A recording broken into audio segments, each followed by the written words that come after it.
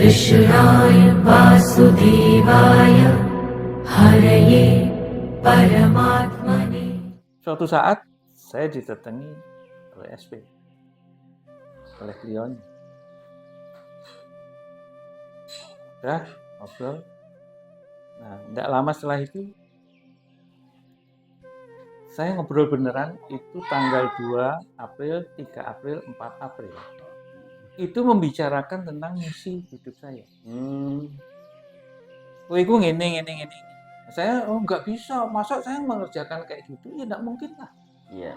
Karena misi yang diberikan pada saya itu, misi yang saya emban itu ternyata tinggi sekali. Saya yang nggak bisa, mana mungkin. Saya cuma seperti ini. Yang saya atasi itu setidaknya Nusantara. Dan Nusantara berarti hubungannya dengan Desi. Iya. Nah, saya masih belum percaya dan saya menolak terus. Oh, gini. Hari ketiga, tanggal 3-nya dibicarakan. Tanggal 4-nya ini sangat jelas, tegas. Dan saya, oh ya sudah, ya saya terima. Saya bisa tidak bisa, saya kerjakan. Iso saya kerjakan, tak kerjakan. Ngerti nggak ngerti, saya harus ngerti. Ketika saya sudah mengucap itu, selesai pembicaraan.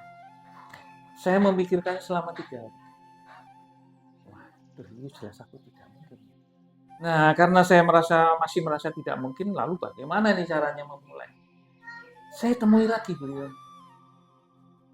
Lalu beliau bilang begini, loh, apa iya toh aku ngomong ngono? Gimana? Itu sampean ketemu secara Fisik dengan langsung. SP-nya. Fisik. Ini kira-kira di daerah mana nih? Ya. Untuk menurut sampean ini. Itu secara fisik pas meditasi apa fisik seperti ini ketemu? Ketemu fisik begini. Masya Allah. Jadi saya selama 5 tahun nggak percaya semua yang dikatakan. Cuman saya ada rasa kelihatannya betul. Maka saya dengan susah payah membuktikan terus. Saya banyak melakukan puasa-puasa untuk membuktikan itu. Iya. Untuk meyakinkan diri sendiri lah ya. Masya Allah. Sangat luar biasa nih kalau udah. Ya. Jadi ketika nanti, wah ikut tenanan orang, bersiap ya. Jangan menggunakan apa yang cuma kita kenali. Biarkan petunjuk Tuhan memberikan petunjuknya supaya kita benar-benar bisa melihat SP.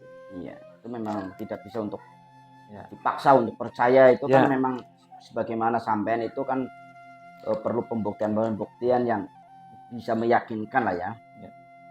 Dan saya pernah datang ke SP, saya bicara begini, Pak, saya ini kok kayaknya orang goblok setengah mati ya. 5 tahun nggak ngerti apa-apa. Nah, beliaunya mengatakan begini, Pak Win itu bukan bodoh, justru cerdas. Loh, cerdas saya di mana? Tidak gampang dihapusi. Iya, bagus itu. Itu. Jadi saya kaget tuh.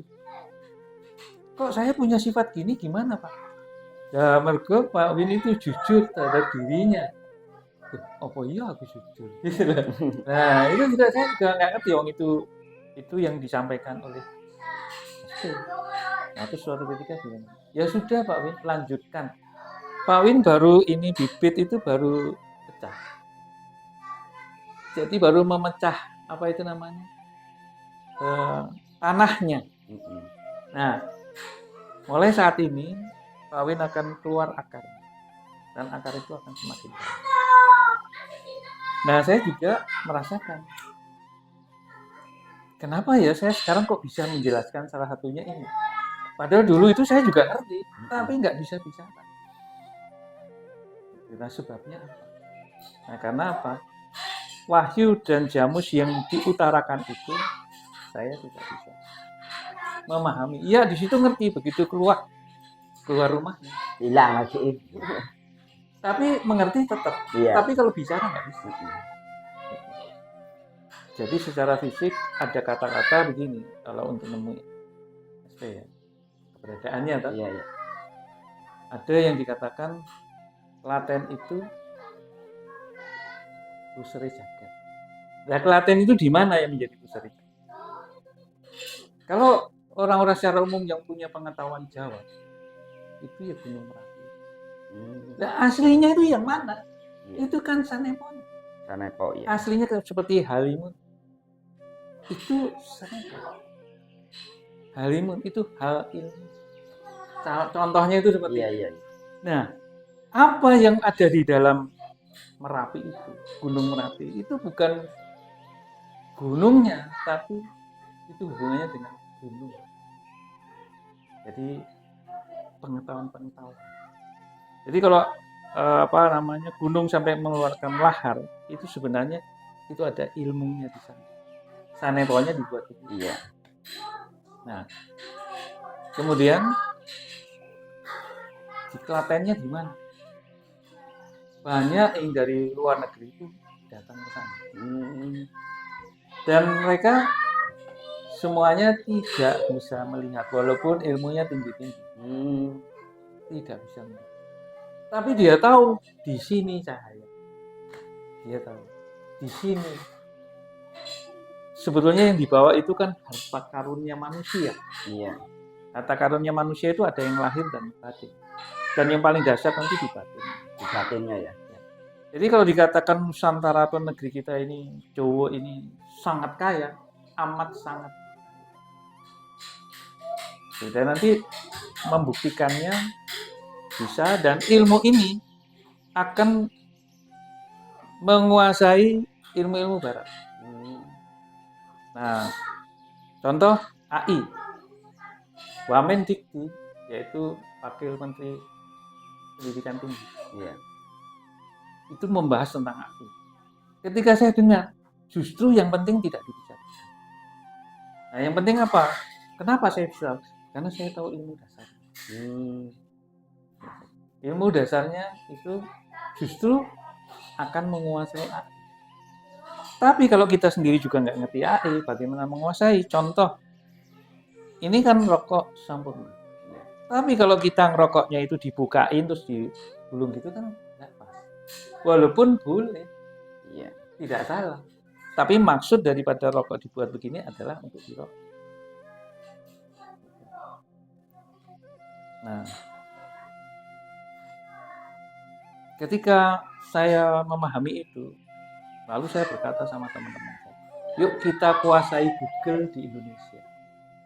Bagaimana mungkin Pak? Itu tidak mungkin. Saya ketemu dengan teman-teman yang di kampus-kampus. Mereka ahli-ahli itu. Tidak mungkin. Kalau Anda ingin tahu betul, yuk datang kita ngobrol. Yuk kita bahas kita. Bahkan tentang itu. Nah, yang dibawa SP itu juga tidak sekedar itu, tapi ada yang disebut, kalau tadi disebut Trisula, Iya. sebenarnya itu adalah pusaka. Pusaka. Ada pusaka yang dibawa oleh, dan itu untuk mengatasi beban duit. Apapun itu bisa.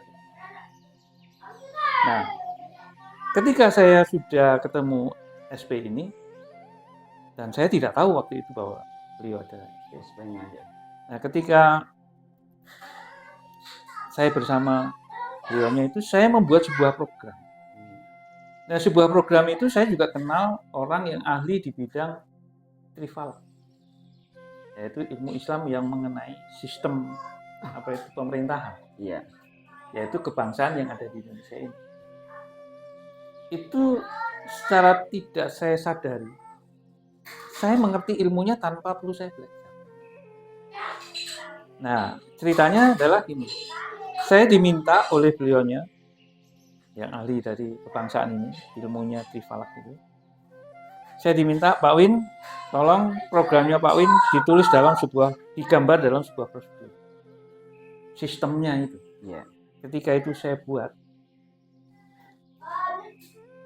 Sore saya berikan, terus akhirnya saya ditinggalkan sama beliau karena dia seorang pejabat, tinggal sementara. Terus jam 12 malam saya ke kantornya, dan beliaunya datang, itu menyampaikan, Pak Win tahu dari mana sistem ini? Sistem ini belum pernah saya ajarkan, inilah sistemnya. Dia bilang, Masya Allah.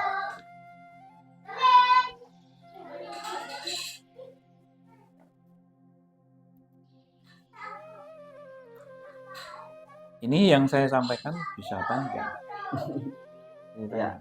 Dan pembicaraan ini tentunya cara nanti menyampaikan akan lebih bagus. Kalau ini untuk konsumsi orang-orang tertentu. Iya, ya nanti bisa dipahami lah. Ya. Yang orang-orang tertentu itu insya Allah akan paham nanti. Ya. Nah, nanti saya berharap justru dengan kelompok yang kecil ini, yuk kita dalami. Bagaimana menceritakan menunjukkan SP ini kepada masyarakat umum, dan sebenarnya apa yang bisa kita ambil untuk kita nyatakan dalam kehidupan. Nah itu yang selama ini itu ada kontribusi untuk lingkungan maupun masyarakat yang lain. Jadi kalau ada SP tapi nggak ada gunanya di masyarakat, terus untuk apa? Dan ketika kita ketemu sama SP terus mempelajari keilmuannya di situ yang disampaikan di dalam Wahyu dan Camus ini, nggak kita nyatakan dalam kehidupan. Sama saja kalau di warna itu adalah iman tanpa perbuatan. Iya. Jadi memahami ilmu agama tapi nggak pernah dipraktekkan dengan benar. Iya betul. Nah, hal yang paling utama adalah di dalam SP ini, dalam keilmuan itu saya pernah bertanya. Saking takutnya saya, maka saya tidak bertanya langsung pada SP. Saya duduk diam, saya berbicara. Indonesia ini, kalau nanti SP sudah nyata bagi cukup banyak orang, lalu ekonomi Indonesia akan seperti apa? Ini nanti akan muncul sebuah ekonomi yang berbeda luar biasa. Dan ini akan melalui SP ini, kita melalui Nusantara ini, kita akan tunjukkan. Dan ternyata ketika saya keliling ke desa-desa, ada seseorang yang punya ilmu. Walaupun dia nggak kenal dengan SP.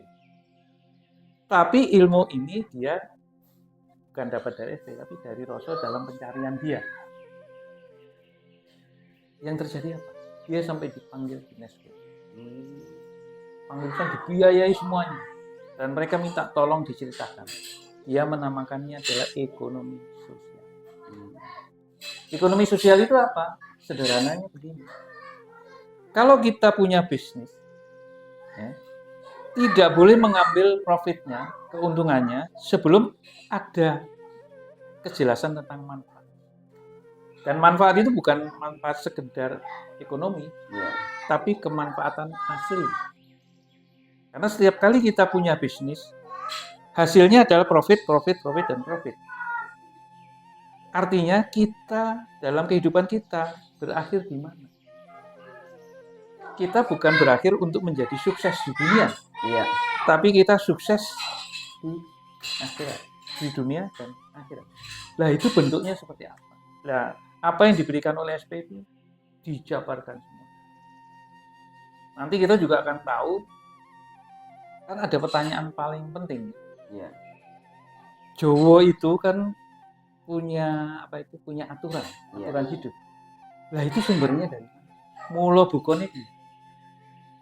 Nah, itu yang sering saya juga sering bertanya, tapi kok saya nggak dapat jawab. Jadi kalau dikatakan kitab sucinya Jawa itu iya. Kan kalau dijawab itu dengan yang ahli-ahli Jawa itu, ilmu Jawa itu apa itu namanya, tanpa tulis itu, apa istilahnya itu, dia tidak tertulis, ya alam ini tersirat. Nah, gitu. Tersirat. Jadi tidak tertulis seperti kitab-kitab yang lain. Pertanyaannya mengapa kok tidak? Karena kita belajarnya tidak lagi melalui buku, tapi langsung. Nah, belajar langsung dari Kang Tani Gesang itu bagaimana sebenarnya? Itu yang perlu. Dan ketika kita belajar semacam itu, maka egonya rontok dengan sendirinya. Contoh ya, orang berdosa itu seperti apa tuh? Menurut Kang, orang berdosa itu seperti apa? Yang berdosa ya mungkin melakukan tindakan kejahatan ya. Maksudnya melakukan tindakan yang berlawanan dengan perintahnya, Iya, gitu ya. Dosa itu bisa diampuni nggak? bisa. Ada nggak dosa yang tidak bisa diampuni? Ya sebenarnya semua dosa bisa diampuni lah. Kalau ini. Nah, salah satunya saya pernah lihat sebuah video. Orang nyogok itu dosa enggak?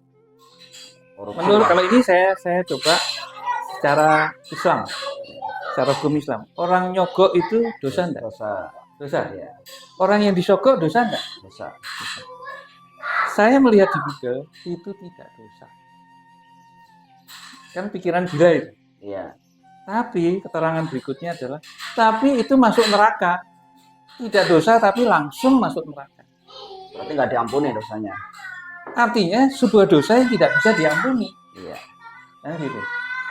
Nah, ketika saya melihat dari sudut saya, sudut apa yang dipelajari di apa yang disampaikan SP itu, saya juga punya dosa yang menurut saya tidak bisa diampuni. Dan saya ketakutan. Maka yang saya cari adalah ilmu yang bisa menghubungkan saya dengan Tuhan dan saya bisa pulang. iya. Itu sudah lebih dari 20 tahun. Masya Allah. Jadi sudah ada 23 tahun sejak saya ingin itu. Nah, itu akhirnya saya menemukan. Nah, ketika saya menemukan, saya kira itu dengan tahu ilmu itu terus, wih saya iso. Sama juga ketika kita sudah belajar karate, sudah ban hitam gitu ya, emang terus bisa jadi menang di mana-mana. Ternyata bukan seperti itu. Ada sebuah proses.